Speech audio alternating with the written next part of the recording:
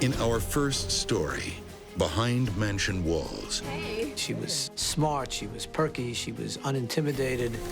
Murder darkens the doorway of a hallowed family name.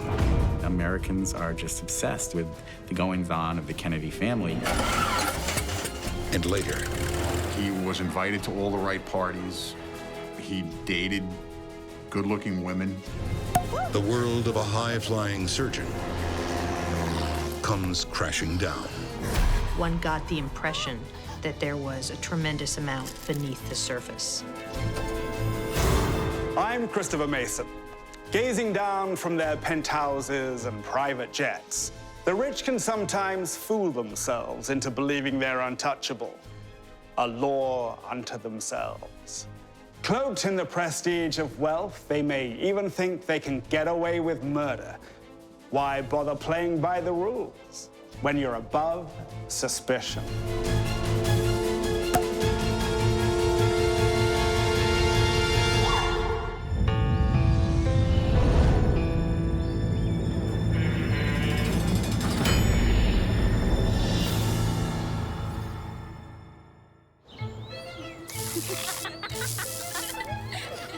It's the day before Halloween, 1975. In Belle Haven, Connecticut, an annual tradition is underway. Mischief night. The night when kids would go out and ring doorbells. You know, doing all kinds of Halloween-like pranks. Kids would throw eggs at houses. Throw toilet paper over trees. The general neighborhood was running around committing mischief. So far, it's harmless fun. But tonight, Belle Haven will lose its innocence as mischief becomes murder. She was beaten to death with a golf club. 14 or 15 blows to the head.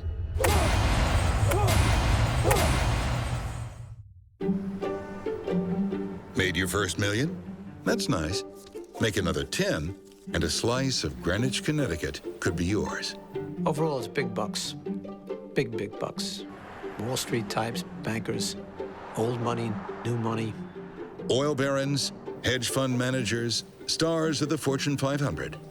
Since the 1920s, the captains of America's industry have been weighing anchor here. It has become the home of the rich and the famous. Actors and singers and, celebrities. Greenwich's most exclusive enclave is Belle Haven. Guarded by a gatehouse, patrolled by round-the-clock security, it lulls its ultra-rich residents into a sense of safety, making them feel protected from the depravity of the world outside.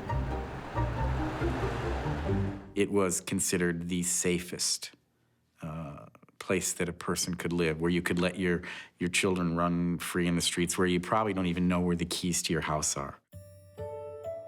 It seems the perfect place to raise a vivacious 15-year-old like Martha Moxley. She moves to Belle Haven with her parents in 1974. Her father heads the New York office of one of America's Big 8 accounting firms. They settle in a large English-style mansion with formal gardens stretching for 3 acres. She was smart, she was perky, she was unintimidated.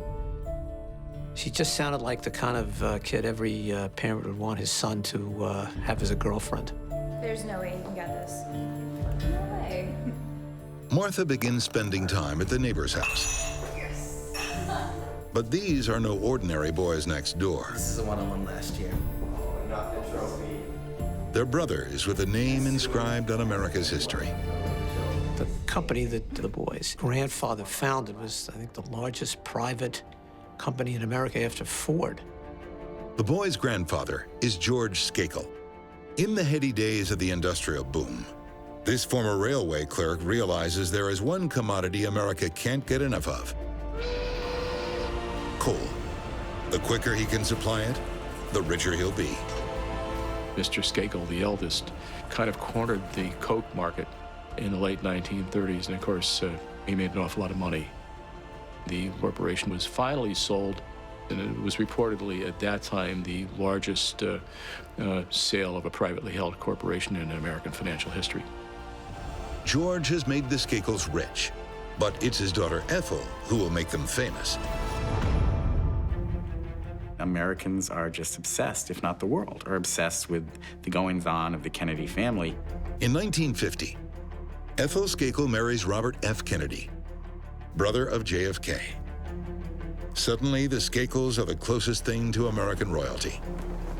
Ethel Kennedy, who was married to Bobby Kennedy, was a Skakel. In essence, the Kennedys and the Skakels were cousins. With famous relatives, bulging trust funds, and five-star skiing vacations, 17-year-old Tommy and 15-year-old Michael have been favored by fortune in every way, except one. The mother had died when they were young, and the father was an alcoholic. So you had a household with absolutely no discipline. Michael and Tommy were not friends at all. In some ways, they were enemies, rivals, certainly. That's not fair! On the eve of Halloween in 1975, Martha plays pranks with her friends, then hooks up with the Skakel brothers in their father's car. What are you even doing? She leaves about 9:30 to make her curfew. Martha's home is 150 yards away. At any moment, her mom expects her to walk through the door. Mrs. Moxley waited up and she never came home.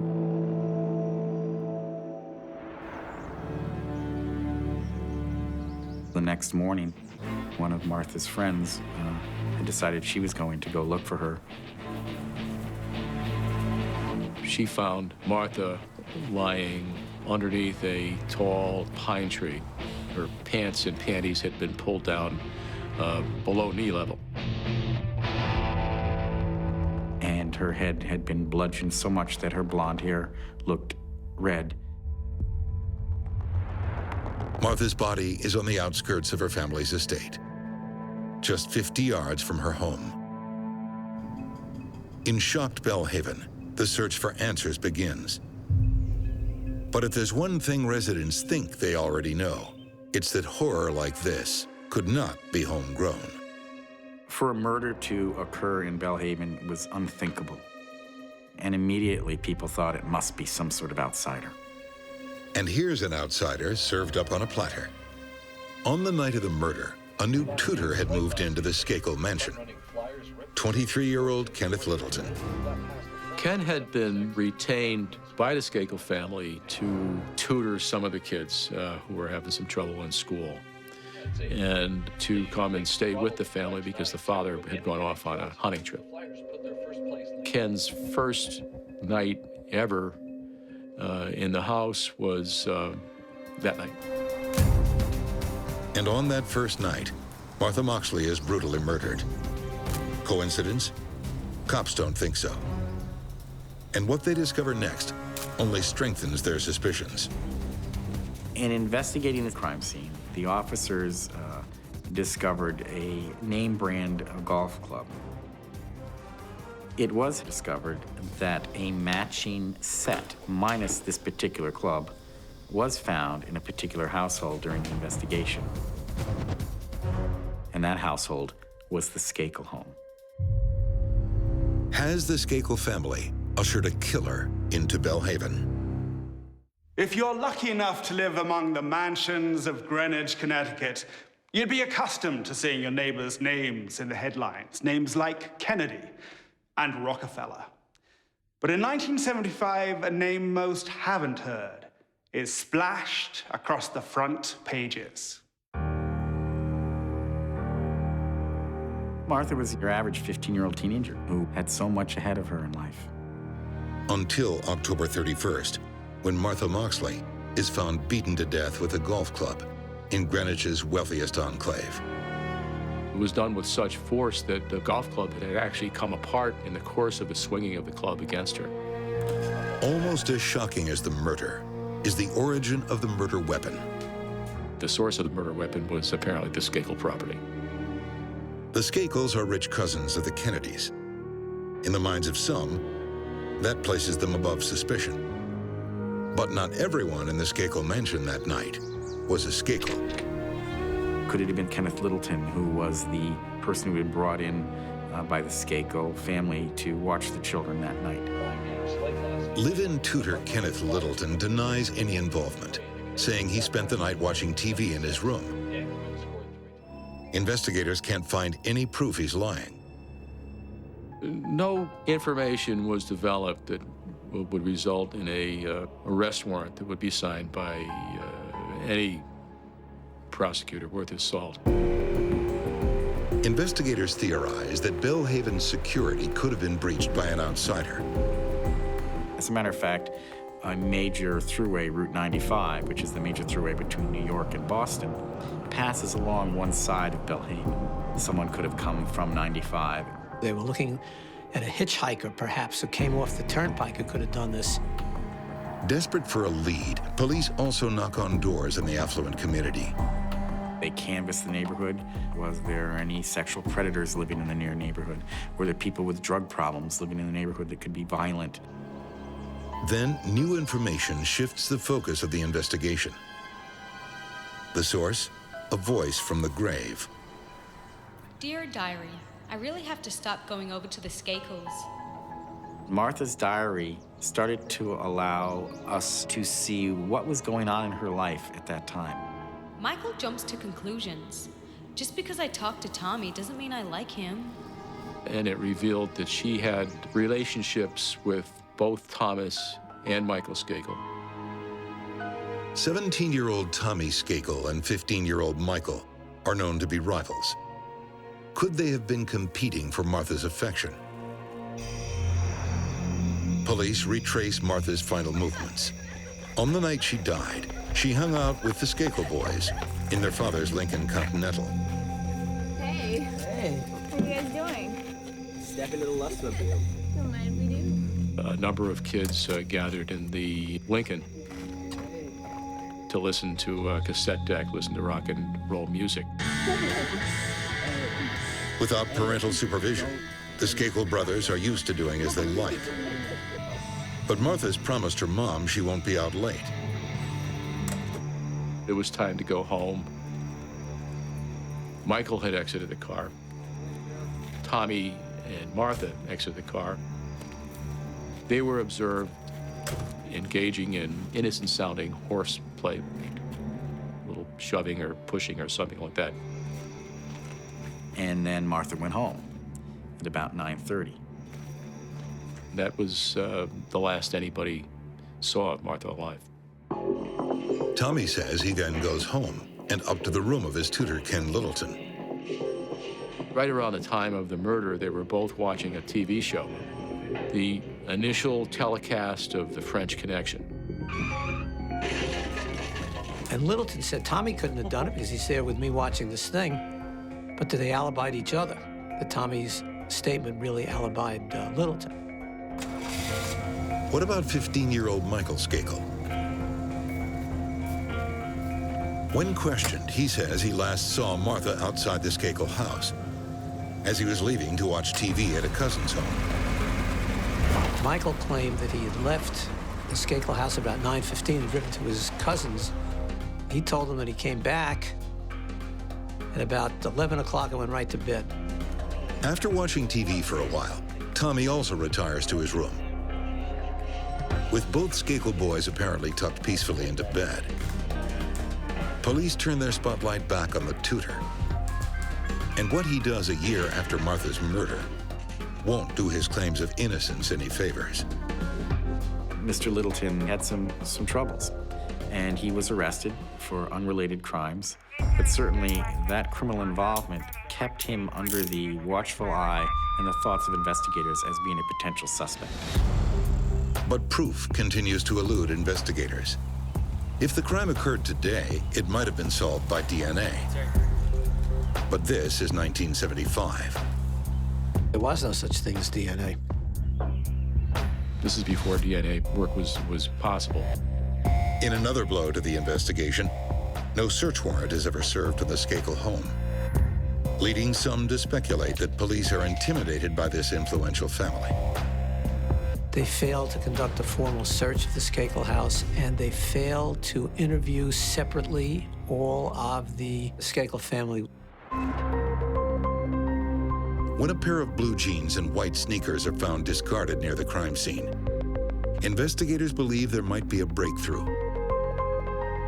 But this possibly vital evidence goes missing. Those samples, blue jeans and sneakers, were sent to the FBI, and according to the FBI, were at some point returned to the Greenwich Police Department, and we don't know what happened to those. They disappeared either at the Greenwich Police Department or at the FBI. For former State's Attorney Jonathan Benedict, it's a major blow to the investigation. It was very disconcerting. Even with 1975 technology, we could have done blood grouping, ABO blood grouping, which could have been quite helpful. By 1977, the Martha Moxley murder investigation has ground to a halt. This case, as time went by, was starting to get colder and colder and colder. While Martha Moxley lies in her Greenwich grave, the suspects in her murder roam free. Until sensational new testimony comes to light from a source no one is expecting. Martha likes me. I'll go get a kiss from Martha. In 1975, among the lavish mansions of Belle Haven, Connecticut, 15-year-old Martha Moxley is brutally murdered with a golf club. For over 20 years, the crime remains unsolved. The concern by those who really wanted it solved was that it would be forgotten, because that happens all over this country every day.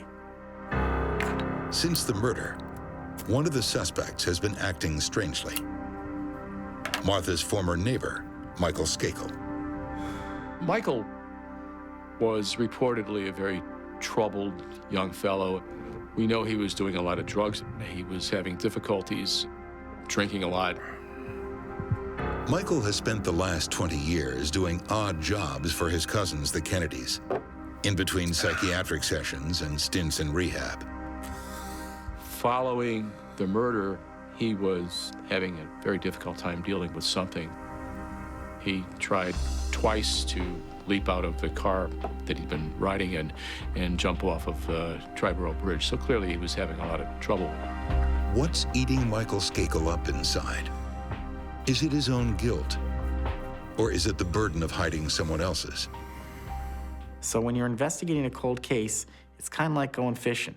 Sometimes you have to sit and wait and wait and wait until you get the right bite on the lure. In the early 90s, Michael starts talking. He's now in his mid-30s and has hired a ghostwriter to write his memoirs.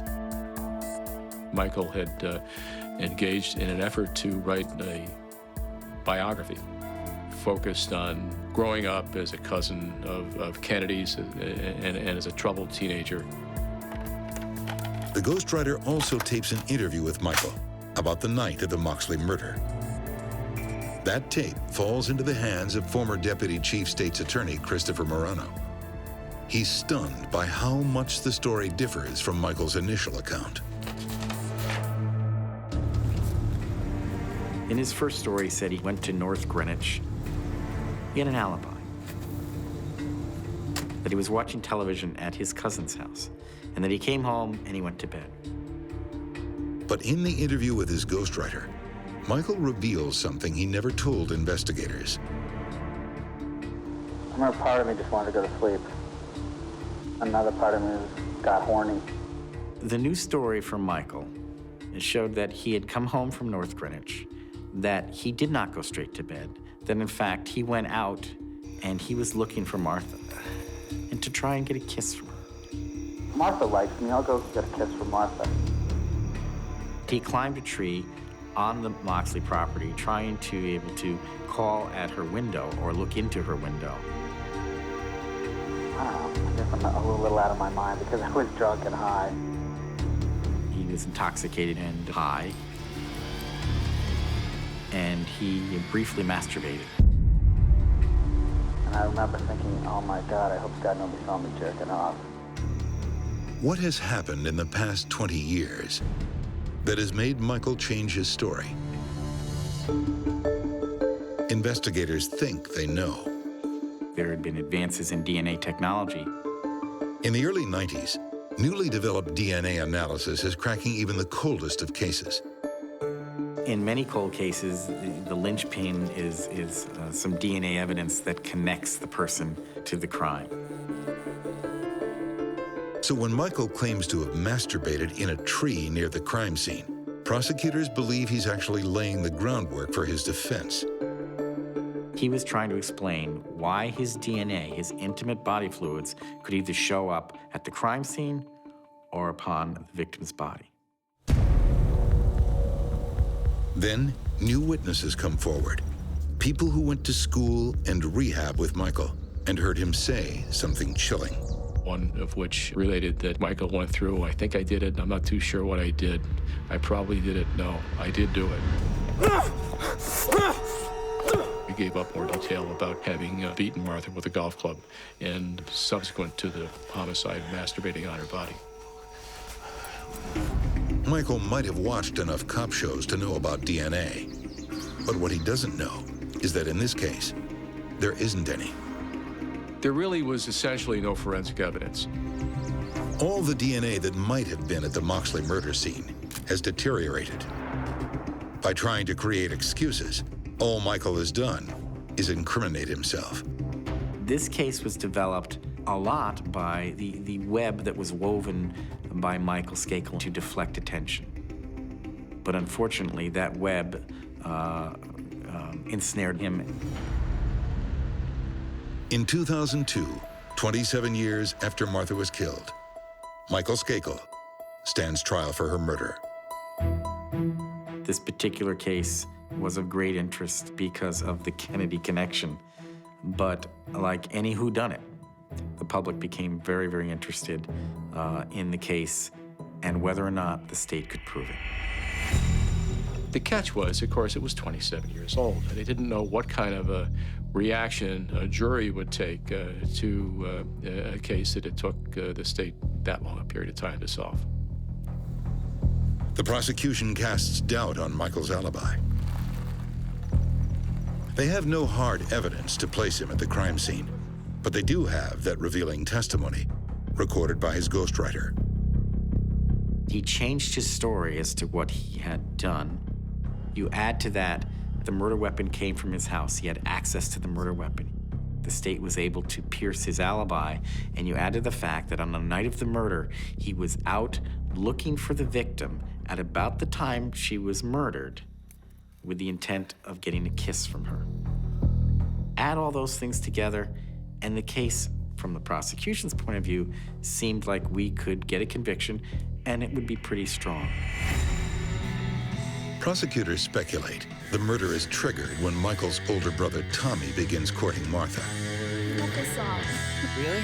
Yeah. There appeared to be a rivalry between Tommy and Michael for Martha's attentions and affection.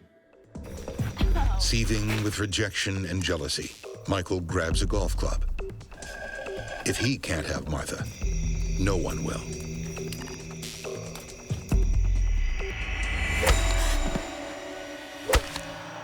There was supposition that he killed Martha in a jealous fit of rage.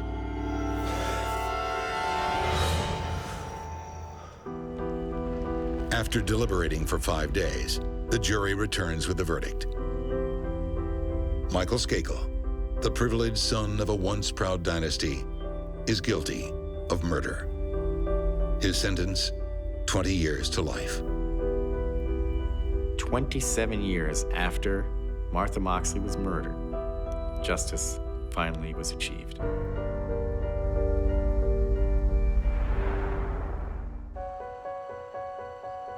Even decades after the Moxley murder, questions remain.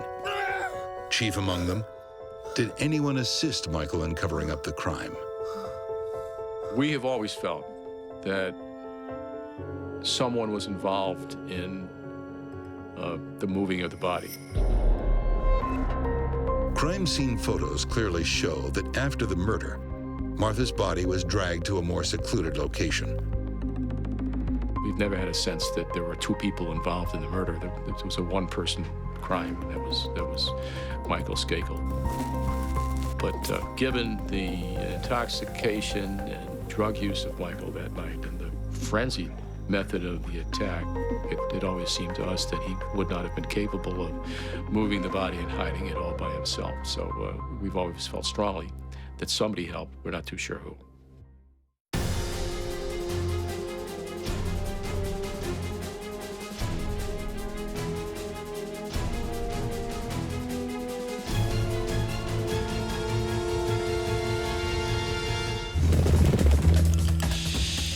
When you get rich, you find new ways to play. You take up polo. You skipper your own luxury yacht. Or you take to the skies, where you can gaze down on all those for whom fortune has not been quite so kind. He had everything going for him. He was handsome. He had a lucrative profession. He was a man who spoke multiple languages. How about you take the controls? Me? He was an absolute charmer. You're flying the plane. Wow! Dashing doctor and accomplished pilot Robert Bierenbaum has the world at his feet and his date, Gail Katz, in the palm of his hand. Only you, Bob. I think Dr. Bierenbaum did appear to be a good catch. Cheers. He was a doctor who was going to be at the top of his profession. According to many, he was brilliant. The doctor's training to be a cosmetic surgeon. With a winning smile and a scalpel that can turn back time, he could make a mint from Manhattan's high society. But there's one woman who'll have no need of his surgical skill. His gorgeous new wife, Gail. In 1982, the couple marry. Hi, honey. While their Upper East Side apartment speaks of a couple on the way up, How are you? their glamorous lifestyle suggests they've already made it. A good portion of his income was spent on renting planes and flying around. Sometimes he would take either Gail or Gail and other friends, maybe up to the shore in Cape Cod. Vacationing, skiing. They went to restaurants, they went to the theater. Nice lifestyle, if you can get it. They lived a privileged existence. They had a bright future. To secure an even brighter future, Gail's in college. She hopes to emulate her husband's success. She was a serious student. She was taking graduate courses to become a psychologist. She had many friends. All her friends loved her. Cheers. Cheers. Then, on July 7th, 1985, news no one is expecting. It was his impression that his wife went to the park to lay and get some sun. Gail doesn't come home that Sunday. The next evening after work, Dr. Bierenbaum reports her missing. They were talking to all of her friends, anyone, to try and get information about what possibly could have happened to her. What they'll find out is that the good doctor's wife has a wilder side. She'd been having an affair. They had experimented with cocaine. Hard drugs. And extramarital sex. Is this why Gail never came home? When you live on Manhattan's Upper East Side, Sundays might be spent browsing boutiques on Madison Avenue, lunching at Swifties, or perusing an exhibition at the Met. What well-heeled residents generally don't do on a Sunday is vanish into thin air. In 1985, Gail Katz Bierenbaum, wife of a respected Manhattan physician, disappears without a trace. All her friends liked her very much. They were all very concerned when her husband reported her missing. Gail was last seen by her husband, Dr. Robert Bierenbaum. Do you love this guy or what? He admits before she left the apartment, they had a lover's quarrel. Can we just talk about this like adults? Things to talk about. He conveyed to the police that it was his impression that his wife went to the park to lay and get some sun.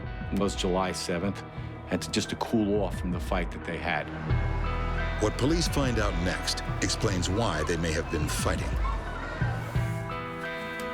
This uptown girl's been going downtown. She'd taken a Wall Street banker as her lover. And he's rumored to have a penchant for cocaine. His thing was, listen, I wasn't proud of it. It was an 80s thing. Cocaine was prevalent. It was everywhere. Everybody did it. In fact, America is in the grip of a crime-filled crack cocaine epidemic. Dr. Bierenbaum thinks his wife may have become its latest victim.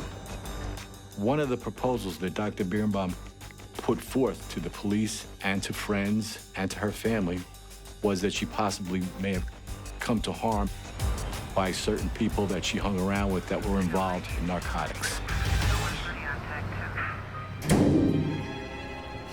Adding to the mystery of Gail's disappearance are the items that didn't vanish with her. Police found her purse and her keys in the apartment. So the question is, what woman leaves behind their belongings?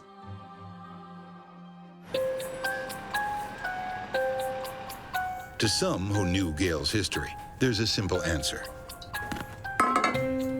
Well, she had been depressed, she had been moody, she had even been suicidal. Hence the suggestion that she might have killed herself and made herself vanish forever. Cops learn Gail had a troubled adolescence and had once attempted suicide. But if Gail has killed herself, where is her body?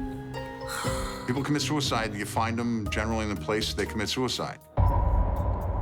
Unless you're going to jump off a bridge. Is Gail's body drifting in the depths of the East River?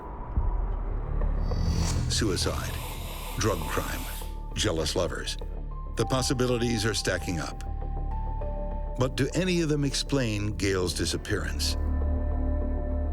The fact that Gail had other relationships outside of Dr. Bierenbaum was something that was thoroughly investigated. It wasn't ignored. There was nothing ever to suggest that there was some sort of jealous lover situation, that one of these individuals may have been the person that did her harm. What about Gail's supposed connections with violent drug dealers? Did we think it was possible that she's taking the train up to Central Harlem and gets kidnapped and cut up by drug dealers? No. And prosecutor Dan Bibb doesn't buy the suicide theory either. She just had a pedicure, and suicides don't get pedicures. She'd recently had an intrauterine device in place. I'm not sure that somebody who's depressed and contemplating suicide is going to go to their doctor, have a birth control device put in if they're thinking that this is going to be the end. Detectives turn their attention to her husband, the dashing surgeon Robert Bierenbaum. He sticks to his story.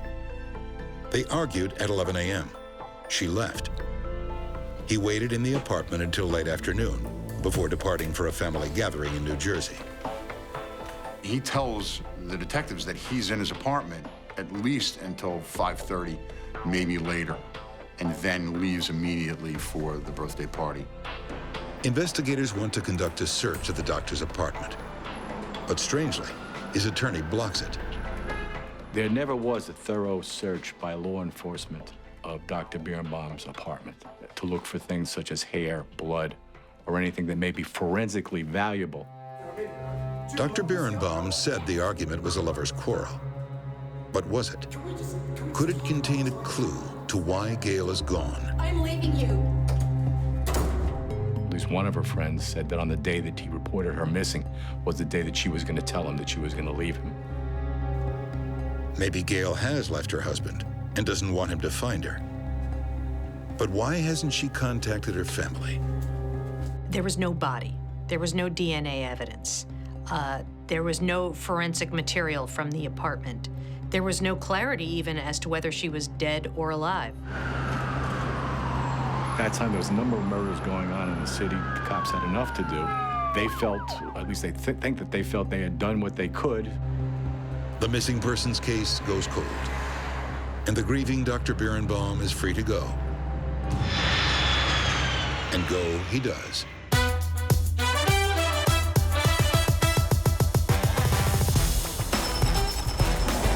Moves to Las Vegas, of all places. Who'd have thought of it?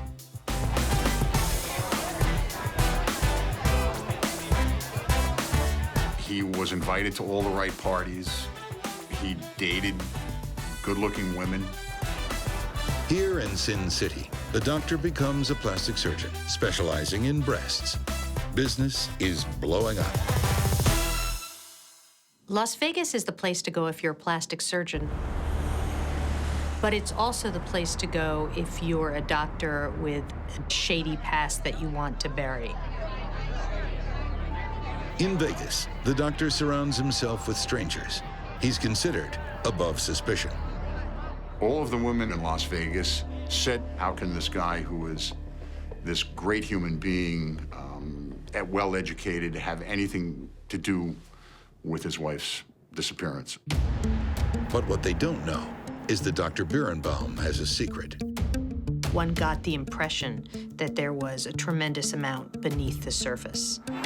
And back in New York, that secret is about to come out. Why didn't he tell us this? In 1985, Dr. Robert Bierenbaum's wife, Gail, disappears. For the next 15 years, he lives with a burning secret. He's talked to thoroughly by missing persons and other detectives right off the bat. He moves to Las Vegas. He leaves Las Vegas and moves to Minot, North Dakota. When he's out there practicing, nobody's contacting him about this.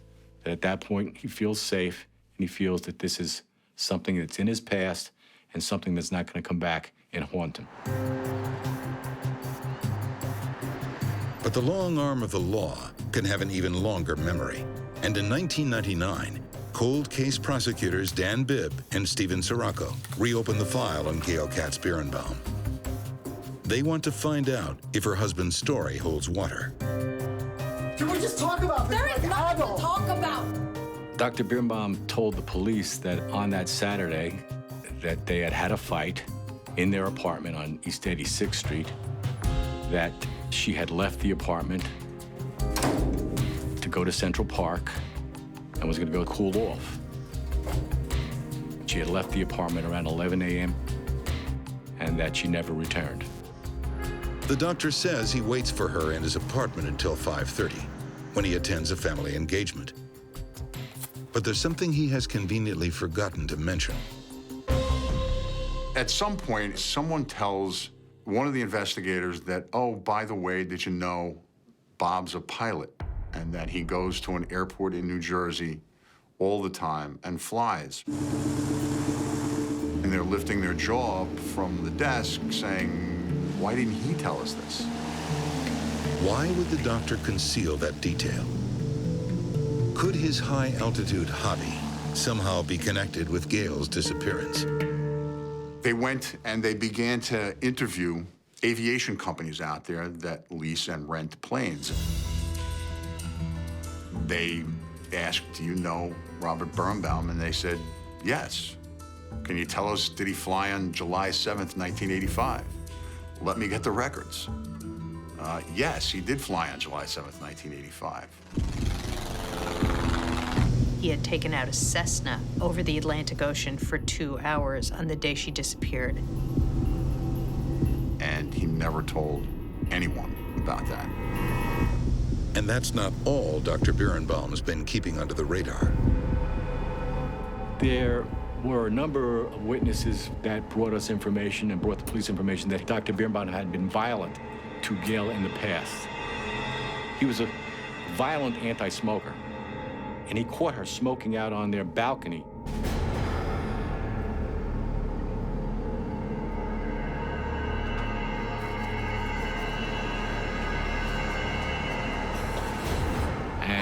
actually strangled her to the point of unconsciousness. In addition, we had spoken to his therapist. His therapist had written to Gail, warning Gail about her husband. You had psychiatrists who believed him to be homicidal, who had warned his wife. When detectives add Dr. Bierenbaum's history of violence to his secret 2-hour flight, suddenly they have a theory about where Gail might be.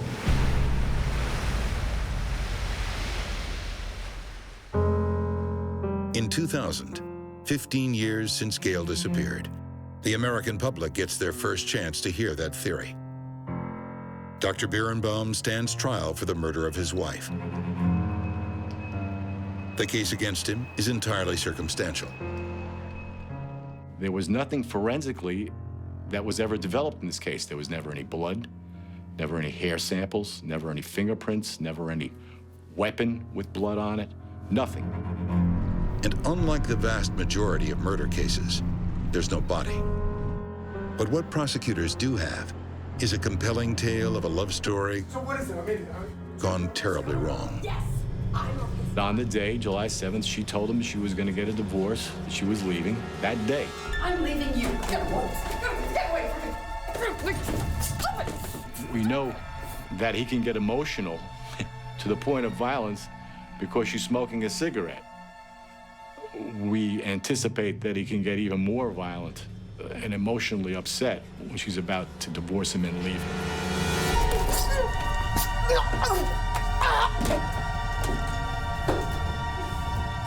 He most probably strangled her to death, as he had strangled her before, to the point of unconsciousness.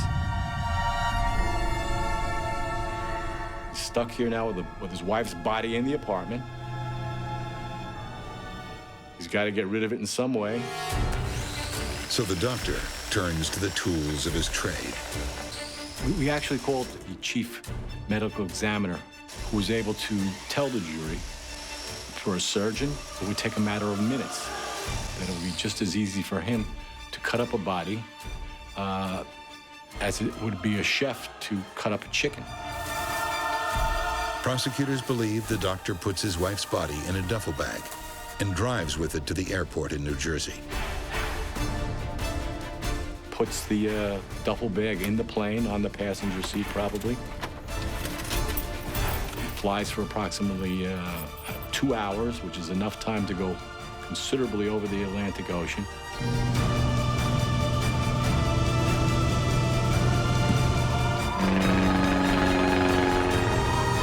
And there, the doctor and his wife part company. A relationship that began in the air ends in the air.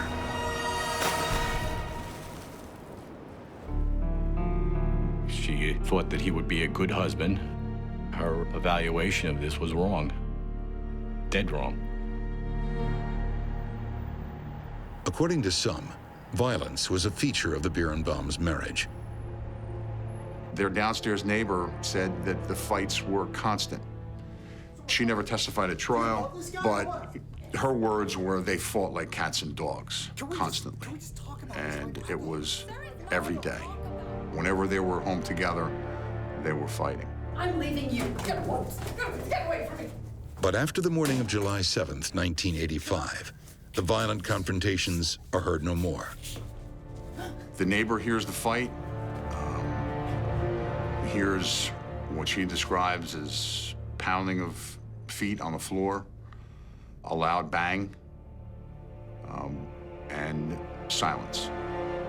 And then Gail is never seen again by anyone. After his wife's disappearance, Dr. Bierenbaum dates a series of women and gives them a series of explanations about his wife's fate. Dr. Bierenbaum had had a trail of girlfriends after his wife's disappearance. And to each of those girlfriends, he had told a slightly different version of what had happened to his wife. In one account, she was missing. In another account, she had become ill and died. A picture began to emerge of Robert Bierenbaum telling the same theme to everybody they spoke to. There were variations on that theme. There were substantial variations that wouldn't appear in an otherwise truthful story. The murder is doubly tragic because it came at the moment Gail Katz Bierenbaum was trying to break away from her abusive marriage. It seemed to me, after speaking with everybody that was involved in their lives, that she was planning a career without him. I'm leaving you. Her mindset that day was that she was going to get her freedom, she was going to get out from under him, and she was going to be able to lead her own life, become a psychologist, and live a life apart from Dr. Bierenbaum. To jurors who might find the theory of what happened to Gail far-fetched, the prosecution has two words: watch this. The NYPD pilot loaded 110 pounds, which was her weight, of sand in bags onto the plane. The pilot was able to demonstrate that he could dispose of the bag out the passenger door, and he did it another way, that in fact he could take the bag, move it across his lap, and dispose of it out of the pilot's door. It was just crystal clear that this was absolutely possible to do. On October 24th, 2000, the jury files back into the courtroom. Reporters scramble for a vantage point. Will circumstantial evidence be enough to convict Robert Bierenbaum? You know, we're walking back into the courtroom. I said, you know, I got to tell you, I think this is going to be an acquittal. Dr. Bierenbaum stands up for the verdict, his reputation and liberty on the line. He was convicted of murder in the second degree, and she gave him 20 years to life. Sometimes circumstantial evidence can be more devastating and compelling than if you have an eyewitness. In a nosedive no flying ace could recover from, the doctor swabs his surgeon scrubs for a prison jumpsuit. The higher they soar, the harder they crash. Michael Skakel spiraled from spoiled rich kid to killer. And Dr. Robert Bierenbaum's healing hands turned deftly to murder. Now, with privileges revoked and murderous desires uncloaked, they're above suspicion no more. Till next time we meet behind mansion walls, I'm Christopher Mason.